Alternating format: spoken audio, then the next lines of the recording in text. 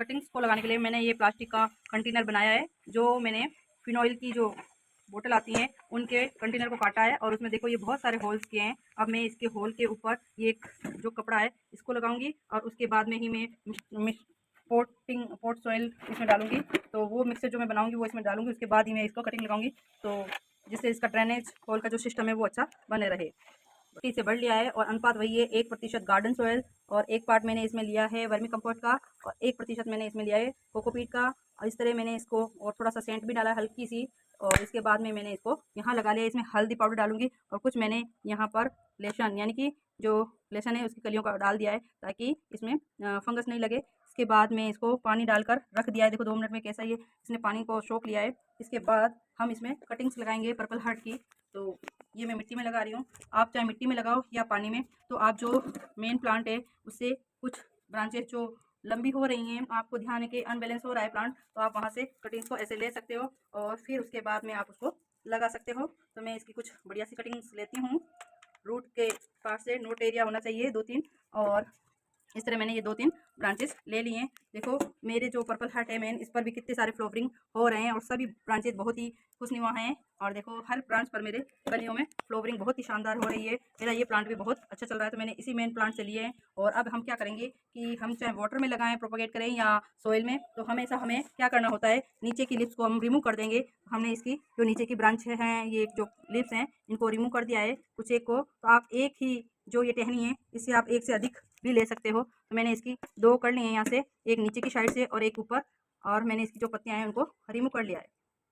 तो इस तरह हम एक ही टहनी से बहुत सारी कटिंग्स ले सकते हैं और उनको प्रोपोगेट कर सकते हैं वाटर में और सॉइल दोनों में ही। तो इस तरह मैंने ये कुछ कटिंग ली हैं और अब मैं आपको दिखाती हूँ कि हम इनको कैसे लगाएंगे। तो मैंने इनको एलोवेरा जेल लिया है और रूटीन हार्मोन के रूप में, ये क्योंकि मेरे घर पर उपलब्ध है। आप हल्दी पाउडर इसमें मिला सकते हो, वो भी यहाँ लगा सकते हो, और आप आलू को कटिंग करके इस तरह उसी में डीप करके लगा सकते हो। आपके पास जो भी फ्री का उपलब्ध हो आप उसको यूज ले सकते हो। तो मैंने इन सब पर ऐसे लगा करके और 2 मिनट के लिए मैं इनको छोड़ दूंगी। हमारे जो प्लांट है उसको ज़्यादा मेहनत नहीं करनी पड़ेगी, क्योंकि रूट को बहुत ही अच्छा डेवलप करता है और फंगस लगने के चांस भी नहीं रहते इससे।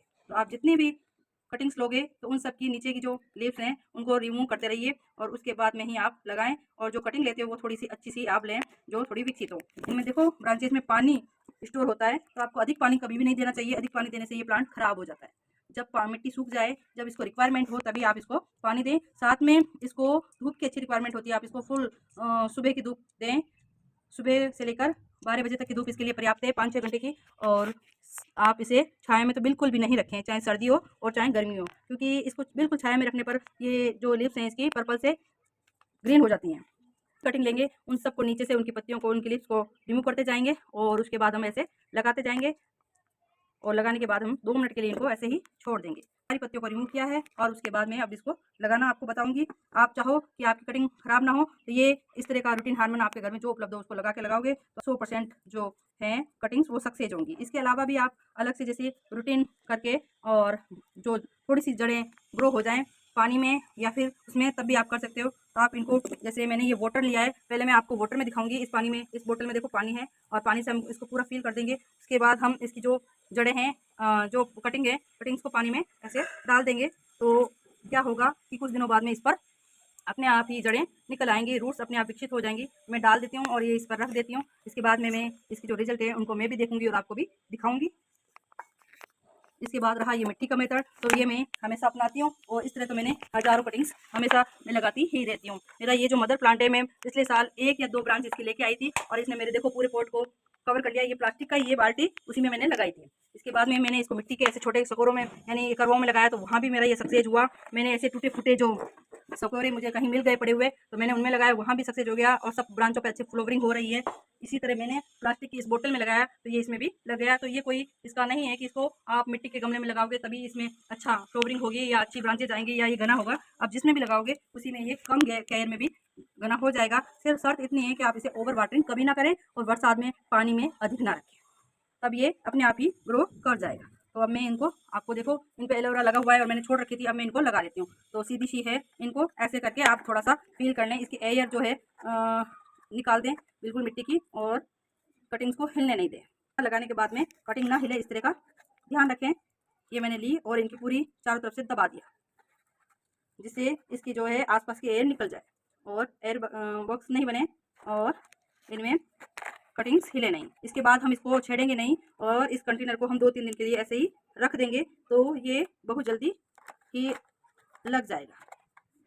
देखो मैंने ये दिखाया है आपको कि ये मैंने करीबन 20-25 दिन पहले ही लगाया था और मिट्टी में लगाया था। तो मिट्टी में लगाने पर इसके ये रिजल्ट रहा कि देखो इसने अपनी जड़ें कितनी लंबी कर दी है ना। तो ये बहुत जल्दी अपने आप को 20-25 दिन में ही कवर कर लेता है और फिर इस पर अच्छे से ग्रो होना शुरू हो जाता है। फ्लावरिंग भी इसमें होने लगती है। आपको ग्रो करना है, साथ में इसको घना बनाना है तो मेरी तरह इस तरह लगा लीजिए और फिर जो कटिंग जहाँ खाली है वहाँ पर आप इनको वापस से लगाकर और भी घना बना सकते हो। फिर इसमें से बहुत सारी शाखाएं आती हैं। जहाँ से भी आप जैसे ये कट लोगे तो आप जहाँ से आपने ये कट लिया तो जहाँ से नोट एरिया है उसका ध्यान रखो। नोट एरिया 2-3 होने चाहिए ताकि इसको ग्रो होने का जगह मिले, टाइम मिले। जब नोट एरिया नहीं होगा तो फिर वो ग्रो नहीं होगा। और एक इसमें देखो ये पानी निकलता है, इसमें ये आप देखो चिपचिपा सा, तो इसको अधिक पानी नहीं चाहिए, इसमें खुद पानी का स्टोरेज हो जाता है। तो हम इस तरह इनको अलग कर लेंगे और वही एलोवेरा में डिप करेंगे और लगाते जाएंगे। तो आप ऐसे जिस शाखा से आपने काटी वहां से भी 2 या 3 ब्रांचेस निकलेंगी और वो घना होता जाएगा और पास में भी आप ऐसे नीचे लगाते जाओगे तो घना होता जाएगा। बस क्या करना है आपको, इसकी गमले की सफाई का ध्यान रखना है। जो इसके नीचे की लिप्स हैं पानी से या वैसे गल जाती हैं तो आप उनको टाइम टाइम से उनकी सफाई करते रहें, उनको निकालते रहें अगर कोई होती है तो, ताकि इनमें गंदगी से लिप्स खराब नहीं हो। लिप्स कितनी हार्डी होती है, अगर टूट भी जाती है तो कई दिनों तक इसकी लिप्स ऐसी की ऐसी आपको पड़ी हुई मिलेगी। बहुत जल्दी ये सूखती नहीं क्योंकि इनमें पानी स्टोरेज अच्छा कर लेती हैं ये।